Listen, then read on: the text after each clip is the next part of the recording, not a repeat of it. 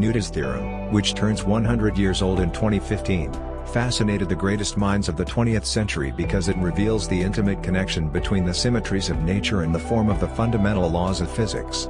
It can be applied to both quantum field theory as well as the basic problems of classical mechanics in high school. This theorem was her first work upon reaching the University of Göttingen in 1915, where she couldn't teach because she was a woman. Gender barriers were a constant in her career. To follow in the footsteps of her father, a great German mathematician, Emmy had to attend classes at the university as an unregistered student, since in the early 20th century the facility still did not officially accept women. When she was finally able to graduate, she worked at the Mathematical Institute of Erlangen for 7 years, without receiving a salary and without being recognized as a teacher. 19. Now in Göttingen, she finally received permission to teach, but with the unofficial title of assistant teacher.